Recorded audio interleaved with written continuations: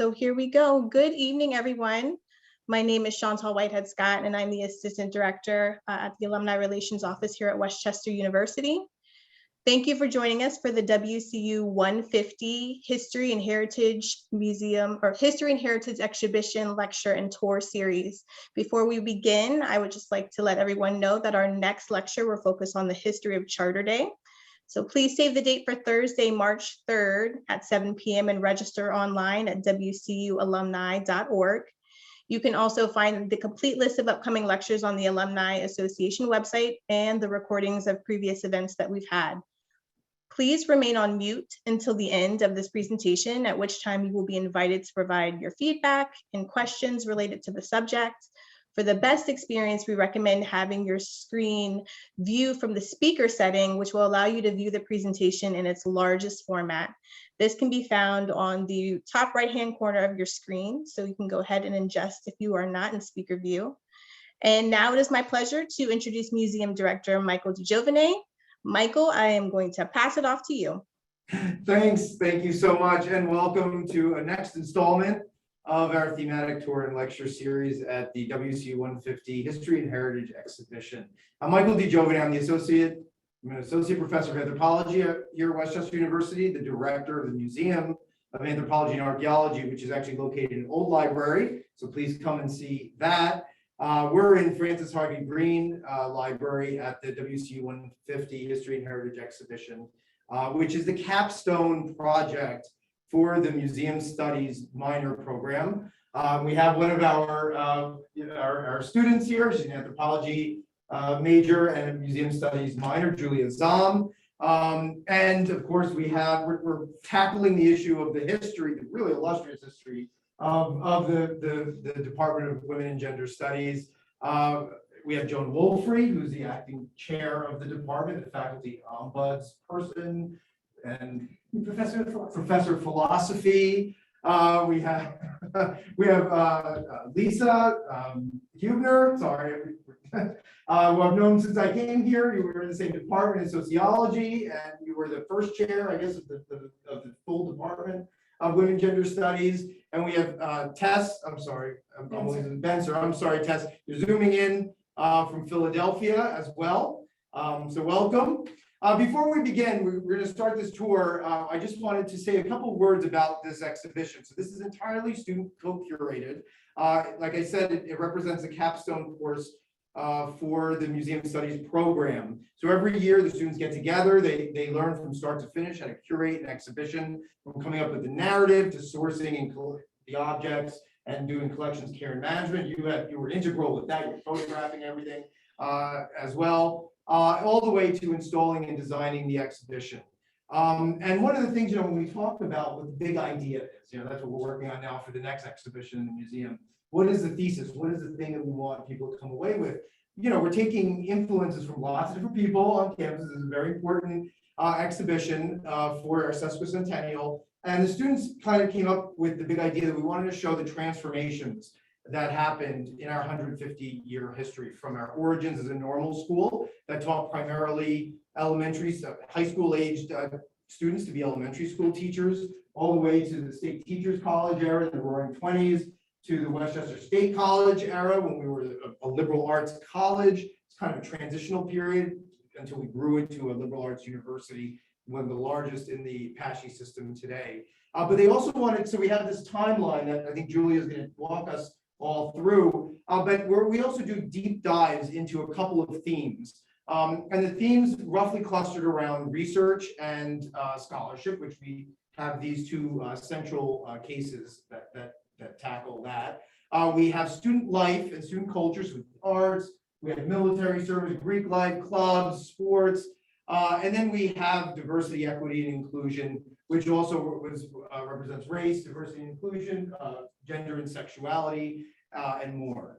And so we're going to take a walk around. Julia, I'm going to jump behind the camera since I have a mask on there. You don't want to look at me. And we'll walk. Why don't you take us all through this? Okay. So thanks. Got it. Yeah. So the first place that we can really start with it anywhere is the beginning of the school, which was in 1871, when the first normal school opened here at Westchester. And we did go through a few transitional phases, but most notably when George Moeller's Phillips, our fourth president, came to be within his presidency here, he really did change the school for the better. And that includes his signature Phillips collection, which is also a signature collection. That includes works by Frederick Douglass, as well as we have a piece by Susan B. Anthony, who was obviously very integral in, women's history, women's rights in the United States. So let's see, I'll grab, this is Philip's desk right here. I know this is kind of an odd way of doing this, but there's the book. So he would collect first edition books and he would mail them to the authors. And we have over here, we have Jules Verne, Leo Tolstoy. We do have Frederick Douglass. I should probably a big crowning achievement over here, or one of our collection. But we have the history of women's suffrage. And this is the first volume. There are 6 volumes total. We have the first 3 volumes in the Phillips Autograph collection.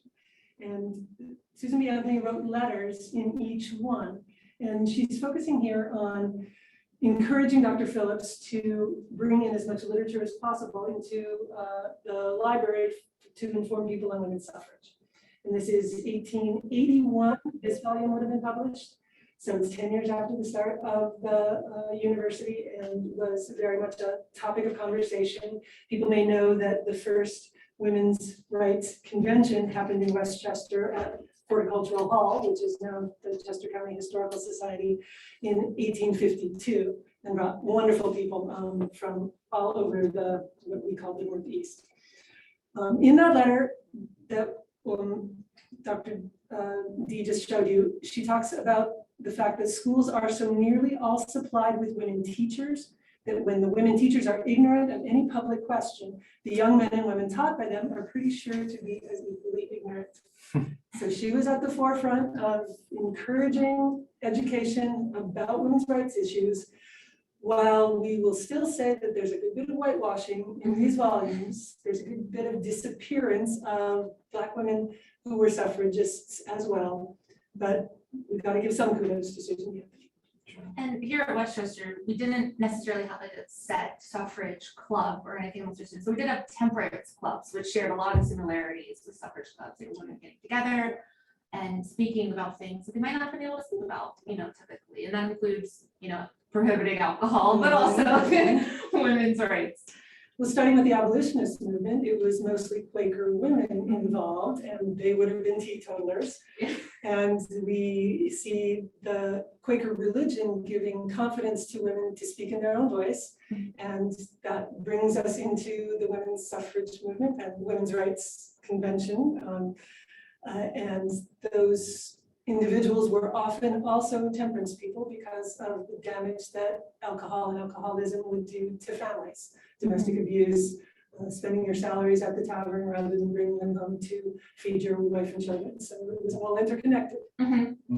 And it's just really interesting to think too about how these stories also set the stage for what we talk about today in terms of there are many different ways to define and think about what it means to empower women, to promote social justice. And there's always been that. There's always been this complicated, complex narrative. And so when you think about the temperance movement right alongside suffrage, yes, there was overlap, but there was also clear distinctions. And also an example of many, many different kinds of voices at the table. But then, as Dr. Woolfrey said, who's not at the table? And so part of the story today, as we go through this timeline, I think, is to always ask ourselves, what is not being said, who is not being given credit, who remains invisible. And these are the kinds of questions we ask in women's and gender studies. Yeah, definitely. And like we were talking a bit before we started live streaming, about how it was the school was around 90% women and 10% men. And despite that huge ratio difference,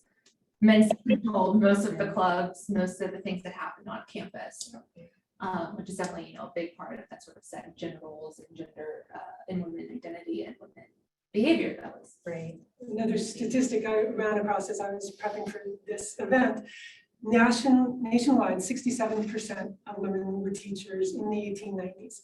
4% of women were administrators. wow. That's not surprising. But then always at the same time, part of that invisible narrative is what was happening behind the scenes, right? So what were the, I mean, we have to ask ourselves, right? Like, what were the conversations about that sort of domination of a small few number? What, you know, what kind of resistance was happening in those moments? We know that there were. We might not have documentation of that, but we know that that was also happening, yeah. And I mean, like, we do have like some artifacts, you know, showing some of them. For sure. Yeah, but specifically the gym uniform that we have here, which shows a skirt. I mean, that you have to wear while essentially, I assume, running around a track, getting muddy. And it sort of reinforces this idea of gender roles, that women need to be in skirts, women need to look a certain way, behave a certain way. We also had the white balls here in Westchester, which were these huge, like, debutante type things. I forget the name.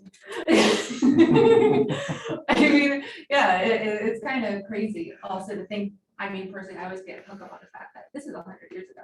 Right. I mean, that's Right. and that always gets me personally Right. when I start thinking It was about it. early 1960 before there was discussion of changing the dress code for women. Really, I did not know that personally. You know what, I will pull, we had a donation, it's in our time capsule, of the 1970s.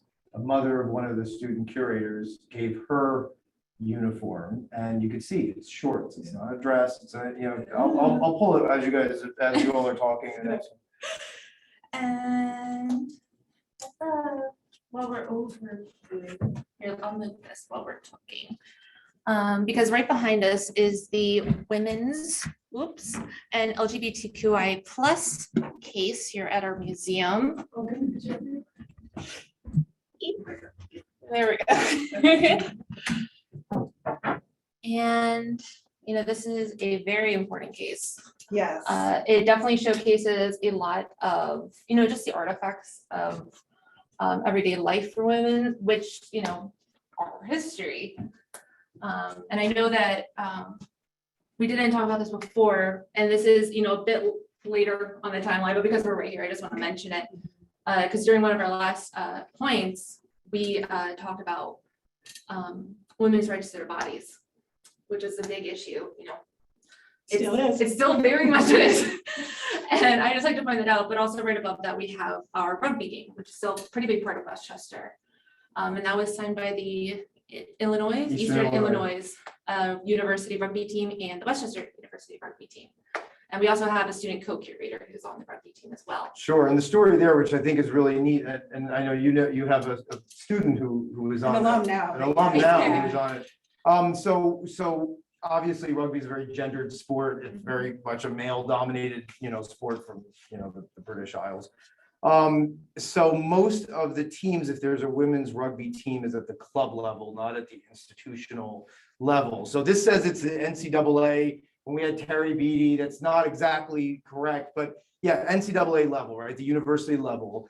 And oftentimes, and continuing to this day, they would, even though we are a university level rugby team, we have to play club rugby, other women's clubs, because there aren't enough of them. This was the first time in history, and this was in 2007, that two university level teams, NCAA teams played. So what happens is this ball on the back, you could see it's all signed by the women of the Eastern Illinois Panthers, and we signed another rugby ball and gave it to them. So I think it's a great experience. And of course, you have a student who's on the winning team. Yeah, well, the nationals in 2019, right? So our alum, Kelsey Diabo, shout out to Kelsey Diabo, and all really the rugby players. And I feel as though we probably have students who are currently on the rugby team and we might not even know that, right? So if you all know that, like, let's talk for sure. We tend to see this as more of a discussion and really interested in what people have to say as we go forward. But yeah, I thought that history was amazing, you know, especially because of the sport and the nature of the sport. And it emphasizes strength and resilience, which are not always attached to, you know, how we typically define what it means to be a woman. And to know this history and then to connect it to today, I just think that that's phenomenal. Sure. And I mean, you know, we'll get to it in a little bit, but I mean, we have all the sports memorabilia from Olympians. Most of the Olympians are women in this case as well. And here just to give a comparison too, if you wanted to hold this up, this is from the 70s, a woman's uniform for their gym class. Very short. I know. I'd be more comfortable in that. Yeah. But it's not a dress. And I'm also noting too, and I didn't know this was here, the Feminist Scholar, a forum for Yes. student research and criticism. How exciting, 1982, right? So that ties right into how, yes, we became a department in 2016, but we were such a vital and active program for many decades before that, in a way that amplified student scholarship, right? Not just faculty and staff collaborations. And I keep thinking about Tess being here on the call as well. Tess Benser is here representing the Center for Women and Gender Equity. And so anytime y'all want to jump in, please do, because what we know is that the history between women's and gender studies and what is now the Center for Women and Gender Equity has always been so closely intertwined. So when I look at this, I'm thinking, gosh, I wonder who from what was the Women's Center was also a part of this, what faculty were involved, students. So that's really neat that that's there. Yeah. It's okay. I can jump in on that. So hello all in the Zoom world and also in the museum. I'm Tess Benser. I'm the assistant director in the Center for Women and Gender Equity. My pronouns are they, them, theirs. I'm very excited to be here. But yeah, I think that that's a wonderful point that you offer there. There's always been very, very close collaboration between Women and Gender Studies, formerly Women's Studies, and the Center for Women and Gender Equity, formerly the Women's Center. And I think that that collaborative spirit absolutely carries forward into the present. I would say we do a lot of partnerships, current partnership that's happening on a few different levels. Like we're having an upcoming conference where we're having faculty members and graduate assistants from Women and Gender Studies who are represented on there. We also have several other ongoing projects around student parents and student caregivers that is connected to both Women and Gender Studies and the Women's Commission. So I think that, yeah, feminist work at West Chester has always had a very rich history of collaboration that we're really continuing into the present. Awesome, thank you. I also see, I have to say, I'm looking at the names that I can see, and I see Kelsey Piavo here, so I'm just gonna give you all a shout out. Don't worry, I won't put you on the spot. But if you want to jump in, that's fantastic, right? How cool that you're a part of this larger history, and we're proud of that too. Yes, we are. Since Tess was just here talking about the collaboration between the Center for Women and Gender Equity and Women's Studies and eventually Women's and Gender Studies Department, I'm going to show a picture from the Serpentine from 1977 that shows Madeline Gutworth and Pamela Hemphill. Madeline Gutworth, many of you know, was the sole force, not the sole force, but the most powerful force around the beginnings of the Women's Studies program at West Chester. And this is an article in the Serpentine, so students are paying attention to the fact that the Institute for Women has started, and this is the origin of both Women's Studies at West Chester and the Center for Women and Gender Equity. I love the title. Very interesting. Very interesting. Interesting. Yeah, we know what that means. Women that get stuff done. Yeah.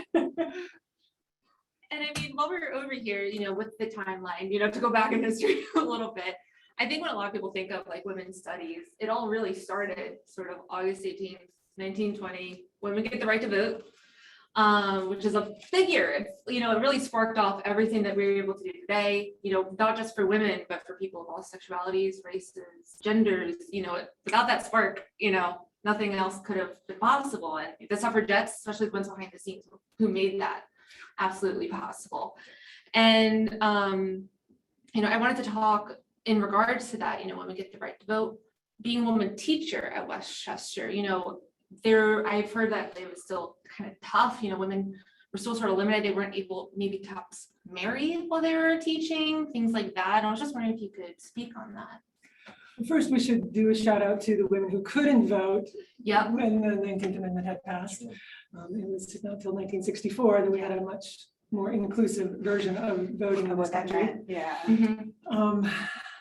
But in primary and secondary schools, for sure, women were, since the normal school was here to create teachers, and the majority of teachers that were being produced were women, it was a low status profession. There was the assumption that this was just a placeholder for women's real careers, which would have been wife and mother, right? Mhm. So you got paid half as much as men. You got rules for behavior that were not put on in any male teachers. You were fired from your job if you got married, as you suggested.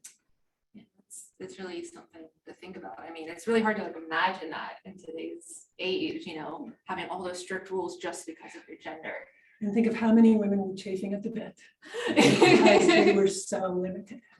And I mean, also speaking of limitations, you know, not to jump forward, I am 20 years, but you know, dorms in Westchester weren't actually even integrated until the 1940s came around. So there was even more, you know, progress that had to be made as time went on.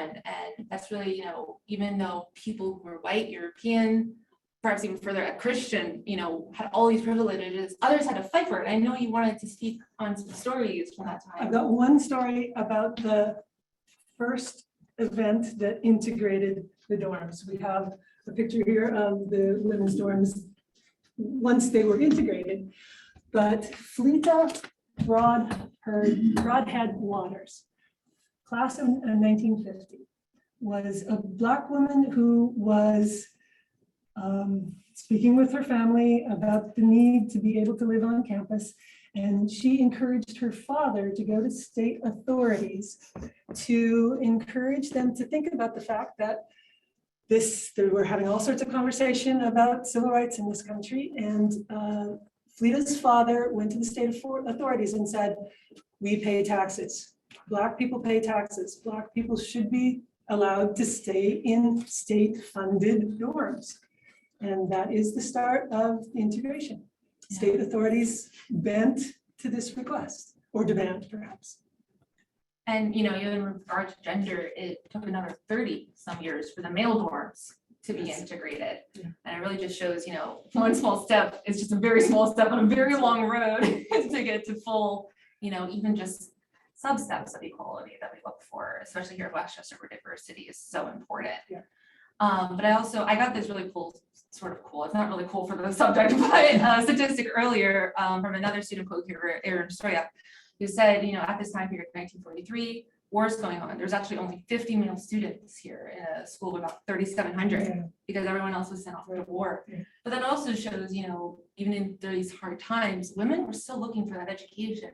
They were still, you know, looking to make a difference in the world. And I think that really is great, you know, because it really shows how resilient women throughout history, especially Westchester history, is. And the education was qualitatively different than the normal school. I mean, we're in the state teachers college Yeah. era, so now they're a little older as Yeah. well, because, you know, the normal school, the education, they were under 18. So it was almost like a high school. And most were only 2 years. So we have, the statistics are a little bit shaky, I know, because not everyone graduated. They left after 2 years. So, I mean, I mentioned this in the last event last week, but we had a call, I had an email from somebody in Philadelphia who saw you on the news, actually, Julia. Oh. And he said he was a Titanic scholar, enthusiast, and he said, did you know we had a woman who perished on the Titanic? And we didn't have any record of her because she was most likely here for the 2 years. And then I know she went to another, because there's a whole documentary from her town. She went to a missionary school in like Massachusetts or something, and then went off to India to be a missionary. And her parents were sick here in Chester County, and so the mom was sick, so she went back. She went through, you know, Ireland or England and was on the Titanic.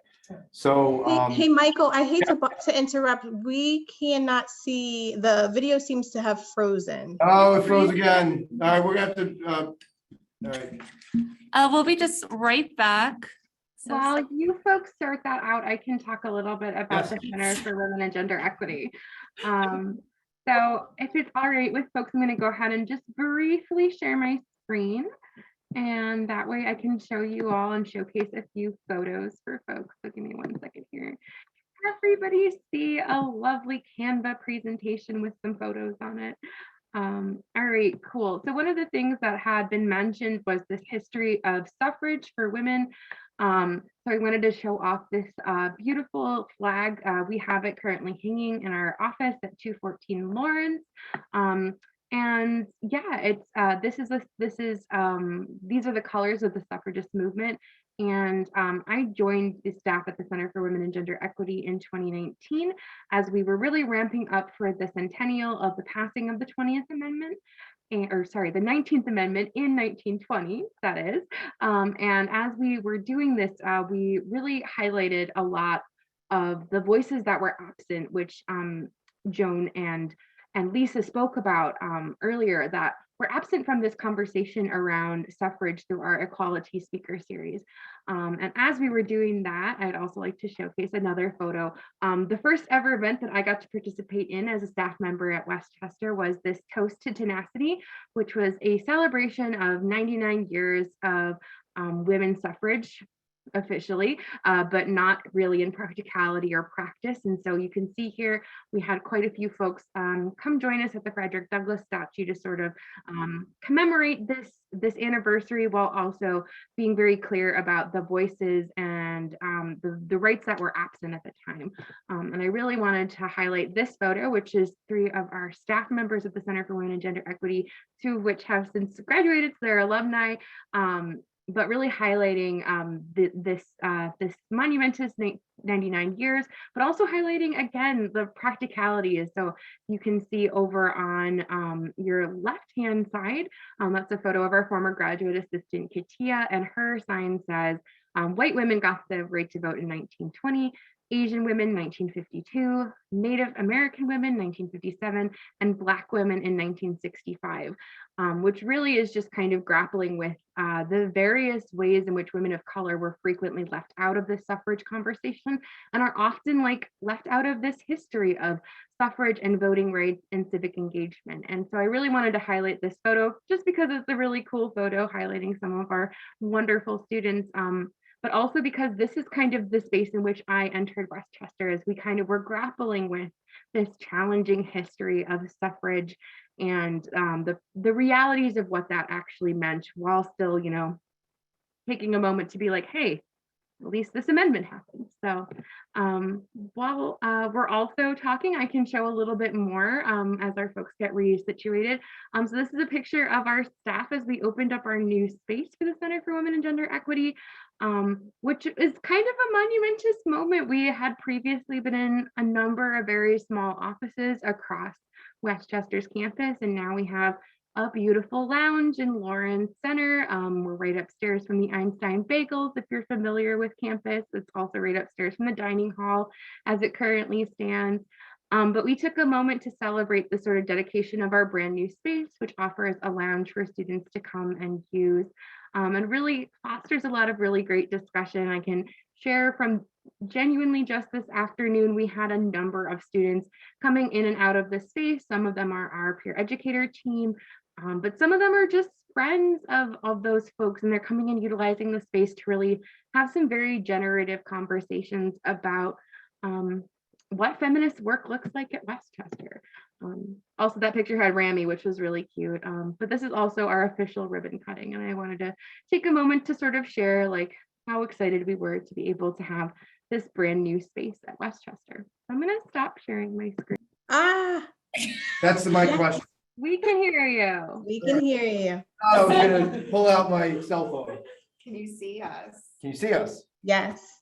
Awesome. Yeah. Okay. Sorry about that. That was great, though. We did hear what we saw the photos. Yeah, thank you, Tess. Thank you so much for, this is actually kind of how we envisioned it, this sort of back and forth between all of these different narratives and all of these different stories. So I want us to keep doing that. And we did get to catch a bunch of what you were saying, Tess. So even though we had issues on our end, at least we got to hear what you were doing.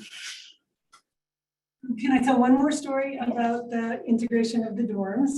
And this is about race and ethnicity in a bit, but these stories are from the reaffirmation of Civility and Equality Day that happened in 2008, while Madeline Alder was still our president, just about to retire. So this is a story from 1952 told by Jean Smith Jackson at this event. And she describes how she came to Westchester, understanding that she would be able to room in what was called the 6-girl room, which is the one room on campus where Black female students could reside.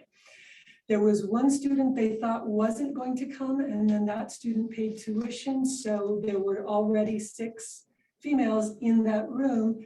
Jean Smith Jackson was then not given a room. And her father said to the dean at the time, I will drive her out here every day this week. By next week, you have to figure this out. And so to Westchester's credit, they figured that out. They figured out another couple of rooms. There were now a 6-girl room and a 3-girl room.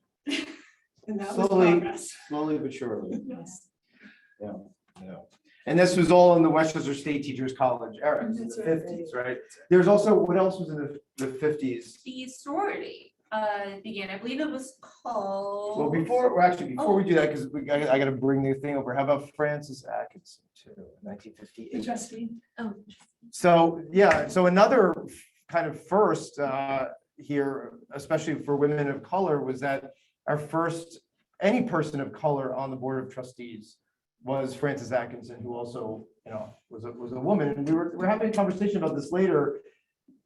I don't know if you wanted to say, Lisa was talking earlier, I think, about this and how, we don't really think, sometimes parts of our statuses are kind of forgotten or pushed to the side, right? Right. I mean, that's such a big lesson in women's and gender studies and through, the Center for Women and Gender Equity to always tell what is sometimes gotten lost. So it's like, sometimes I bet, I don't know for sure, but I wonder if the story is like, well, the first Black person on the board. And we always want to say the first woman of color on the board, and to really amplify those intersecting identities and to be clear, because what happens is just what you said, there's this sort of reduction to one identity, right? Sure. And then what happens, especially, in civil rights movements and other related social justice movements, the women of color behind those movements become invisible in those narratives. Sure. So also in the suffrage movement, right? And what's typically called like women's liberation movements. So it's really important to be able to say out loud, like, okay, no, this isn't just the first Black person on the board, this is the first Black woman. Right. Yeah. And I mean, speaking of the first Black woman, we also have the Ruby B. Jones Sure. grade book, and we also have the building on campus named after her. She's an extremely important figure. Yes. And as Very book here. Dr. Di Giovine, I love to tell people, I pointed out when I first saw it that she was a tough grader. But it's just, but we always, when we speak of her, we always say the first Black female professor at Westchester. We sort of put her into those boxes again, just like Frances. Sure, Atkinson. Sure. Yeah, it's just important for visibility, right? Authentic visibility, for sure. Sure. Sorry, I didn't mean to cut you off. We're in the state college era, and you were going to talk a little bit, about the sororities. Oh, I was just going to mention the normal school era, which, the state college era, which is when the sorority started. I believe it was 1969, and our first sorority was actually a Black women's sorority. But interestingly enough, even though we did have this huge leap in terms of sororities, there was still one problem with sororities on campus, and that's that any house that houses more than 6 women is considered a brothel here. So that sort of, sets us back a bit in terms of community identity, getting together and becoming, that sort of stereotype. And why is that still a rule in 2022? Right. Yeah, There are no so- sorority houses. There are no Sure, sorority there are houses. none. I think it's connected to Pennsylvania legislation, which again shows how we are never isolated. We are always a part of the state. You're always a part of the country. You're always a part of our society, for better or for worse. And so there's been, we were talking, how many students have I heard over the years? Oh, by the way, Dr. Huebner, do you know that sororities can't even have a house on campus? Mhm. It was actually students who told me that when I first arrived at campus, when I learned about that legislation. So much of what we're talking about, I'm sure we're all thinking so much of it is still true today, Yeah. right? And rather than get bummed about, it would be easy to be bummed about that, but I think rather than be bummed about that, it's important to tell the ebb and flow of, pushback. And I think that's, and resistance, and then also dealing with very structural Mhm. problems like the one that you just identified, Julia. And I do think, though, even though I only have like limited experience, I'm not personally in any sorority. I know on Westchester, we do have all gender availability fraternities that people can join regardless of their gender, sexuality. And I think that is still, even though it's not perfect, it's still a great way to move forward and to get people into that community and with like-minded people. And I think it's great that Westchester is able and wanting, because that's important to do that. But as we, we're in the 60s and going into the 70s, very big time for everyone, for women, for people a part of the LGBTQIA community, which we discussed last week a lot. And I know, this is sort of like the time, this into the 80s is when women's studies, women's gender, the thought of it being something that should be studied and talked about really started to come up. And I wanted to talk to you guys about, the origins of that at Westchester. So in 1971, the first women's studies class is delivered. 100 students register for the class. It's taught by a team. Madeline Gutworth was in charge, organizing everything that went into that class. And from that moment, it built into, over the years, into a minor. By the time we get to 1978, it's a full-fledged minor with 18 electives taught in a variety of departments across the university. I'm going to grab this journal here. And that's still a part of this particular era I guess we're still in the state college. Yep, we're still in the state college. Right, so that's important It's a also big to era. keep in mind. Yeah. We have to remember too, that this was a very transitional era where we were a liberal arts college. And I think from what I've heard, there was always this idea that we're going to become a university. This is kind of, we're building and diversifying, because before it was only about the School of Education. Now at a liberal arts college, you need a lot of different majors and minors and programs. And so I think that also obviously ushered in possibility of having these alternate new kinds of majors and programs. Absolutely. So this journal article comes from a journal called Scholars that was part of the state system of higher ed in Pennsylvania. And it is written by Anne DeZamba, Madeline Gutworth, Lynette McGrath, and Stacy Schlau, who were the movers and the shakers for feminism on this campus in the 90s, in the 80s and in the 90s. And it discusses how in 1971, there were fewer than 20 such courses being offered anywhere in the nation. And by the time they're writing about it in 1990, there are 30,000 such courses in the nation. That's progress. Yeah. You want to show a picture? I know you pulled. Is that what you pulled it for? So we've got, 1974, the Women's Center is founded by these women. So 1971 was the first class, and then just a couple of years after that, we have the Women's Center, which then over time evolves into the Center for Women and Gender Equity. So always thinking about how we've always worked together and how we still are doing that. So I'm pointing out Jane Swan, who was the first director of the Women's Center in 1974. She was a history professor. Lisa Kirschenbaum, who has been an integral part of our Women's and Gender Studies group for forever, was the hire that replaced Jane Swan. I did not know that. She just told me that last week. Oh my goodness. Wow. Cutting edge of information right on this I last know. screen. You don't know how much I've learned about this university from doing this. And this is the Serpentine from 1976, does a double fold. The student, remember it's the student yearbook. Oh, And it's doing a double fold on the Women's Center, 1976. 76. So 2 years after it was founded. right. Doing good work. And I don't know, Brigitte, if you're on the call, but this might be Brigitte Goutal, one of our adjunct professors for Women's and Gender Studies, teaches in the Languages and Cultures Department. And she was a student of Dr. Gutworth. And is So- still in communication with her So on a regular basis. this is, again, all these close ties. I know we've talked about too, just how much the Center for Women and Gender Equity currently does. And I want to sort of open it up to Tess, just because on my timeline, I see that 1974, we were first, the Women's Center established to serve non-traditional women students. And then in 1975, now serves all students. And then 1976 opens the first daycare center. And the balance between caregiving and work is something that is really taken quite a bit by the Center for Women and Gender Equity today. And well, Tessa is thinking about what she wants to add. I know, I don't want to put you.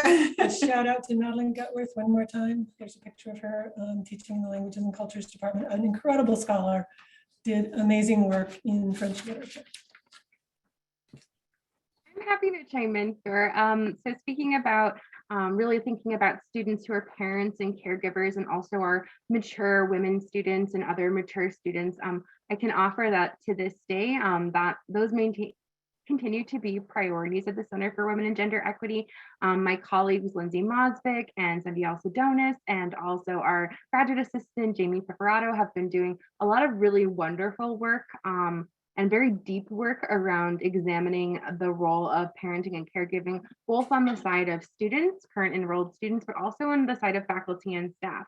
So they have some really wonderful research that they're hoping to share very soon with the campus community, particularly on the faculty and staff side. And they've done some really, really incredible work compiling a lot of resources for students.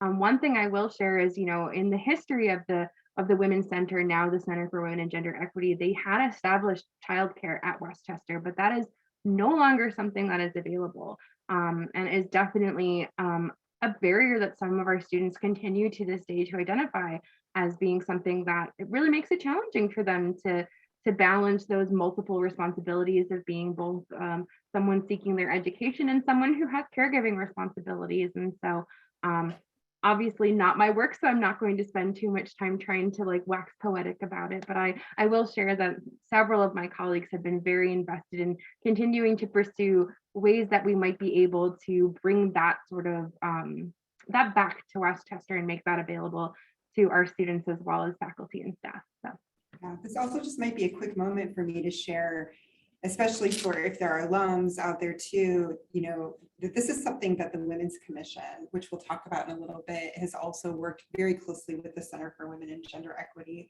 on in terms of the past several years to try to reestablish support. And I think has begun to do that. We still don't have on-site childcare, but we have made a bit of progress. What's the stated reason? Is it too many people or very large? Potential for suits. Oh, yeah, sure. And but what's been interesting from this work too is to be really clear that we're not just talking about faculty parents, we're not just talking about staff, we are talking about student parents, which is what I heard Tess sharing just a few minutes ago, right? Like student parents. And so that really redefines what it means to even be a college student. Sure. I thought I'd share this. It's a letter to the editor to the Quad from February of 1976. And the authors of this letter are pointing out that we have a women's center. They're establishing a chapter of NOW, the National Organization of Women, in 1976 on this campus.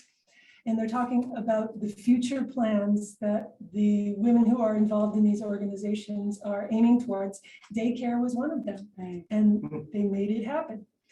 But I wanted to just read the last sentence of this letter, not written by Gutworth. It looks perhaps two students, Tim Swick and S.E. Horvath. And they are quoting Dr. Gutworth, who has pioneered the Women's Studies program at this college. And she has stated that, quote, "We are very, very tired and would like to feel that other hands might come forward."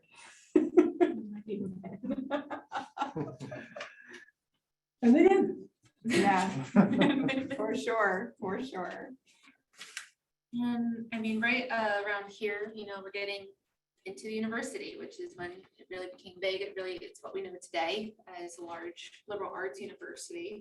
And then in, I believe, 1992 is when we had our first woman president, which is a very big moment for Westchester. And I feel like it also probably had an effect on the students as well. Finally, for women students to have someone who's like, I can be in that position of power too someday. And I just, I was just, if you have any thoughts on her or. Well, she was the first woman and she was the third longest running to date president of Correct. this university. And I mentioned the reaffirmation of the Civility and Equality Day events. that Here, I'll just show you Yeah. the artifacts for that as well. It was held in 2008, and it was President Adler's agreement that we needed to apologize to our African-American students for the treatment that they had experienced. Those who didn't get admitted because we didn't admit Black people, and then when we did, the different kinds of mistreatment that those folks had. So she was paying attention, she was listening, she did a public apology for that history, and I think that's something that demonstrates the sort of president that she was. And, I think this timeline, even though it's a great moment, great president, it still doesn't mean that everything was always so great on campus, specifically in terms of sexual harassment. And I know you had a article that you wanted to share about that. So I went back through the quad and found the way to search the newspaper digitally and just put in the phrase sexual harassment and came up with like 26 times the quad published some sort of article on sexual harassment. And we're going back to the 80s when students are complaining, and the way, Lisa can talk about this better than I can, but the way colleges and universities in this country still handle sexual harassment cases is appalling. And we protect faculty, we don't listen to or we dismiss the words of female students. And so this came to a head in 1994 when faculty and students who were hearing all of the reports and experiencing much of this harassment just had enough. And there was a group who decided, despite the policy of innocent until proven guilty, published a flyer and plastered it all over campus, listing 9 reputed sexual harassers on campus. And this is a copy of the Quad article, which clearly whoever wrote the title was supportive of the white male faculty rather than the students. Sexual harassment accusations slander teachers. And this was a great kerfuffle and was done anonymously. So nobody was ever punished for this action, but it's political activism on campus. Those folks who started the Women's Studies program, I will not name names at this point, were certainly highly invested in and were committed to making sure that sexual harassment was taken seriously on this campus. And I think, I don't know what to say for sure about President Adler under these circumstances, but she's representative of the university and so had to walk a fine line there. And I can definitely say, as a student myself, I do personally feel like the Westchester University has started to really, take things seriously. Because when I transferred here, I actually, from my old school, I did have a Title IX case. And I was, one of the first things I encountered when I came here was the, I think it was like a sensitivity type training, but they have this blurb at the beginning that says, if you've been involved with this, please contact us. And so I did, and I was like, I don't feel comfortable doing this. I know the procedures very well with Title IX. And they said, that's okay. And then they kept reaching out to me to make sure I was okay. Nice. And to make sure that That's I so had good to hear. continuing support. And I was like, wow, because it was genuinely at my other school. It could have been a little better, but when I came here, I was like, okay, I feel supported, even though they don't know the case personally. See, and that's the beauty of a story like this, Julia, is that's like one point in time, and now that sits literally on the mountain of effort that's happened, preceded you. And like I always say, there's always ebb and flow, right? And so there's always room for improvement. But when we think about the development of sexual harassment policy and practices and how we support students and make sure that survivors' voices are first, right? Which is what I'm hearing with your experience, which is so good to hear. We think about our history here. And I have 1994 as the first task force appointed as a result of this event. And I also think about, again, the wave, like how these similar actions occur over time. When I came, I heard about, anonymous postings of, it wasn't a list of names, but it was sort of a call out, this is how we need to rethink sexual harassment policy and activism, we need to put the focus on the perpetrator and not, on the survivor. And I know that there were students behind that action, but I also connected it to the story that I had heard as well. So there's always these sort of ties over time. And let's tie this back to Tess, because the Women's Center was so involved, and Robin Garrett was the director at this time. And in all those articles I read in the quad over and over again, it's Robin Garrett that is being quoted, and supportive of students and telling this community that you need to listen to students because that's where the knowledge is. So Tess, I don't know if that's a good segue for you. Absolutely, it is. Thank you. So yeah, I can share that Robin Garrett was the director of the then Women's Center for a very decent amount of time, like a fairly lengthy tenure as director, which is really wonderful, and really was one of the folks who really sort of did a lot of that refocusing of the work of the center into really trying to address these various harms that were affecting predominantly femme and women students. And so really examining the ways in which relationship violence was showing up and sexual misconduct and violence was happening on this campus. And which is really great because I can share that that's a lot of the work that we are still doing to this day. In many ways, it can be a little challenging when you look at the long arc of that history and see, oh, we're still doing this. We're still doing a lot of this work to address sexual violence and harm, to find ways to support students who've experienced that harm. But at the same time, we have to, find ourselves grateful that the stepping stone was taken as early as like the late 80s and early 90s, that this work began on this campus, which has really kind of, allowed us to continue to grow and expand into the work that we're doing today. So yeah, thanks. Thank you. And The founding of the Women's Commission comes out of this era as well. Right, yeah, I mean, I'm losing track of where we are in the era, so forgive me. But the Women's Commission also, it's a university-wide body of faculty, students, and staff, and we work really hard to make sure we have equal numbers of faculty and staff and as much students as they can give us their time, given how busy they are. But the Women's Commission was reestablished in part in response to campus climate issues, which we know are in large part around violence prevention. So yeah, so that's sort of, and I think that official reestablishment was 2011, but when we look at our history, we see that there were these task forces and women's consortiums and right, and all of that. Again, it's not an isolated thing.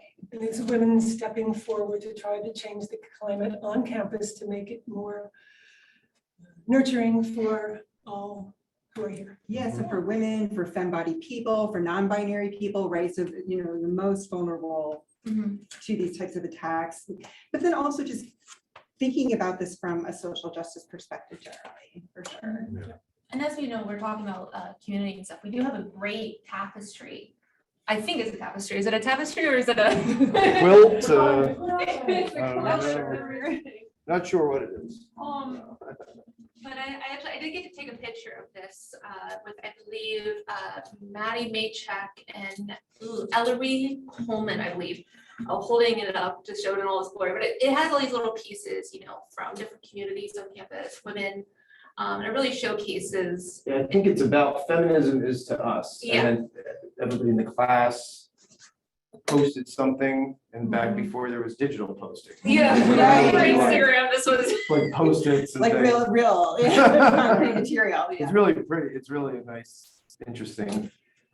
And we remember the Women's Center doing the clothesline project to draw attention to domestic violence, and the AIDS quilt came to campus that was connected directly to the Women's Center, supported by feminists of all flavors on this campus. And if you can come to the museum and actually look at some of these messages, it also makes clear, again, what we always know feminism to be, that in spite of dominant narratives that make it seem like it's just benefiting one group, it's always been about social justice. And so some of these are made by students. We're not exactly sure of the year. I do believe it was an introduction to women's studies class. I think Probably early 90s. Yeah, I think Christine Beacon. I don't know the quote.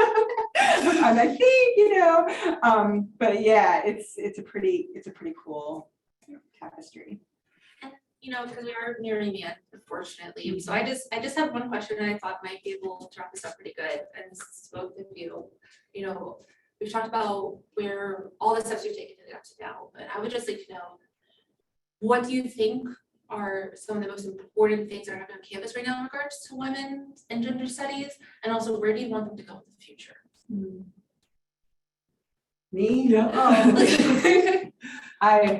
This is where I want us all to jump in, because I looked and I saw, our colleagues and some of our alums and some of our students, but I would say that for us, it's about social justice. I think that, what's really important to women's and gender studies is making sure we integrate transnational feminist lens, making sure that we consider a post-colonial feminist lens, making sure that, we are being clear about what intersectional methodology is, and that it's not just a buzzword, right? It really is about inclusivity.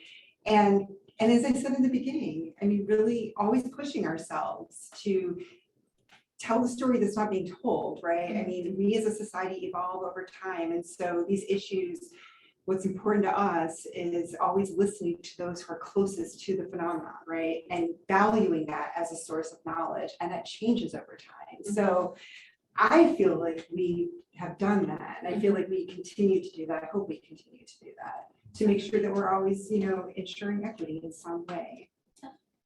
We got the women's studies major in 1999. The first women's studies course, and getting a major and then finally a department had to do with administrative support. And if we always have administrators who are supporting those who are doing social justice work, I think we are going to make progress going forward. That is the beauty of this department. We talked to the title of this talk was about coming to national prominence.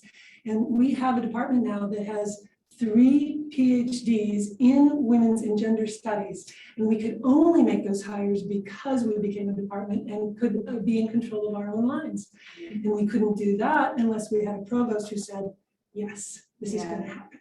This is the Excel chart I need. And what's important to tell about that story, of course, is that the same information that we offered the provost at that time, and thank goodness, we were able to do that, that had been offered for decades. Yeah. 20 years that proposal was sent to administration. So could you say, just for people who are watching that haven't seen, this is when I met you, obviously, you were still in the Department of Sociology and Anthropology, and then you became the first chair of the department. So when was that, and how did that happen? Sure. A little bit. Yeah.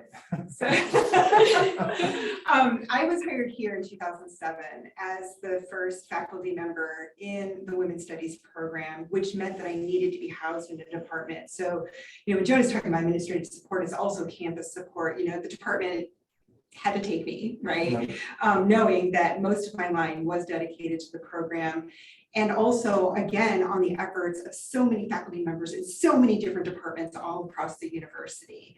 And then we, had been for a long time already building numbers and students and classes and interest. And then, it was I believe in 2015 that Lori Bernotsky became interim provost. Interim provost. I know I was chief provost, right? Okay, so let the record show interim, but that's when the conversation happened, and we were told clearly what we would need to provide, and we did. And again, the Women's Studies program was run at that point by 30 faculty members, all across, right?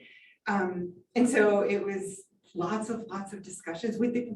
We changed our name from Women's Studies to Women's and Gender Studies because of these conversations, right? That were very thoughtful and took time. And so, 2016 was the first semester where we were officially department, which meant not only do we get to hire, which we were so excited about, our 3 newest faculty members, Dr. Ruby, Dr. Laird, Dr. Sprague, but also we got to hire Jean Bauer, as our full-time admin support, right? So, it was just, it's so wonderful. Yeah, and you are one of the larger programs or majors within the college. You said it, I'm saying I'm not in that college. Right? I'm Like in a we different are, college. we totally are. And Yeah. I really I'm glad you brought that up because it's something that I Sure. think we're both really proud of, and Yeah. it's really our students and Sure. our faculty. And then of course, I always have to give a shout out to Jean, but yeah, I mean, we're meeting a need for sure. Right. And we're Yeah. standing on the shoulders of so many strong, powerful women and female students who made all of this happen. We good? Yeah. Are we good? Are there Questions? I know that there were Maybe not. comments There in the might not be. chat. You know, this is I my think class, there are lots of- actually. Should we open it up? Does anybody have anything to say? I know we have some chat, maybe. Chantel, you want to read them or? Sure. I don't see any questions. Lori commented that there was an early Title IX committee that looked at procedures dealing with sexual harassment, possibly in the early 1980s. So that was her comment. Yeah. So Title IX got watered down in the early 80s and stopped being, we couldn't leverage more resources any longer out of Title IX the way we had originally because Title IX says equal education, which also meant equal sports activities. And I don't know the details, but there was some watering down that happened, and Westchester did take the lead in trying to figure out ways to put the water back in. We do have another question from Liam, who asks, what do you all see for the future of women's gender studies at Westchester University? I think we sort of answered that with Julia's question, but do you want to add more? Well, Liam, what do you see? You're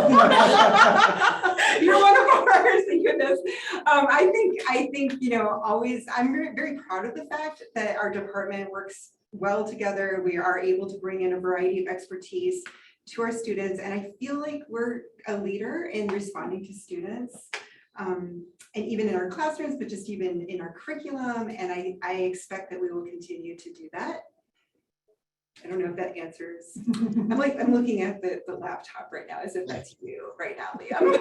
I actually, for one, I think it'd be really cool if students, especially within the Women and Gender Studies department, sort of petition to get the sorority block removed, because I think that would be a huge support. And it would also show our students that, voices can change law, they can Yes, show. students have made changes. Students from our department have done significant activism over time. And I see this statement here about the Black Lives Matter protest. It was students here who were leading those protests.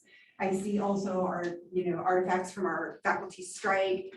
So much student leadership there, not just in the protest and joining us and supporting us, but also literally talking to the governor, right? And we have non-gendered bathrooms because of students on this Right. campus. Right, so there is definite history of student activism making those changes, and I expect we can that do will it again. continue. I had a student in my class in my office the other day say, I really think every student on this campus should take at least one women's and gender studies class as a requirement. And so, of course, I've been here, this is my 15th year, and I keep thinking, how many times have I heard that from my students, right? Regardless whether they're majors or gen ed.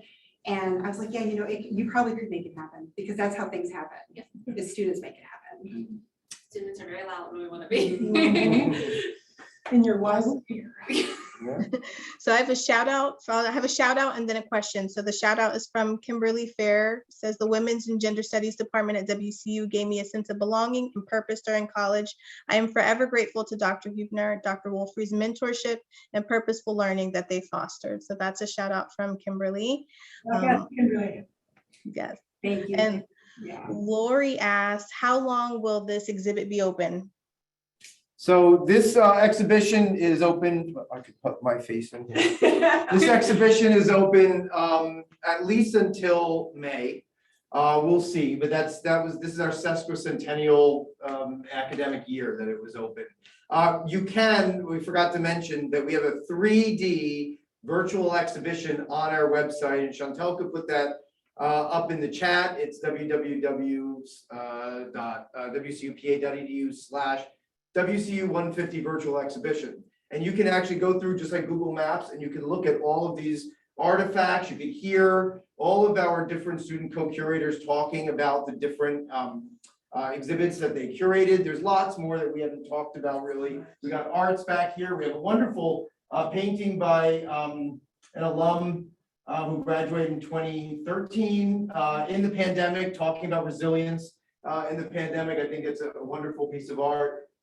There's so much here, so hopefully you can come and see it, either virtually or in person. Awesome. I don't see any more questions in the chat. If anyone has any last moment asks, now's the I have a time. question for everybody. We don't know where this came from. This UN Decade for Women's Conference, July 1985, Nairobi, Kenya. It's a wonderful artifact. We assume somebody maybe went to Nairobi and went to this conference or something. So if anybody knows anything about it, we're always looking. This is another thing. We're covering it up right now, but we have an interactive time capsule repository. What we're going to do is the museum studies students and collections management students will actually do an inventory of things that have been left here and donated. We have donation forms and everything as well for those bigger artifacts, such as piece of old Maine that an alum dropped off not too long ago. So we're getting these things. It's always good to have the provenance. We need to know the history and the context behind every artifact for legal reasons as well, but also because these tell the stories. So if anybody has information on any of these artifacts, it would be wonderful to send us an email, museum@wcupa.edu, or of course to Joan or Lisa, because we'd love to know, right? For sure, for sure. We do have one more question from Kelsey. Do you think that the Women and Gender Studies Department can influence more awareness to Indigenous scholarship? I'd love to see more Indigenous-based classes, majors, minors in the future, especially since a lot of WCU's history is on Indigenous land.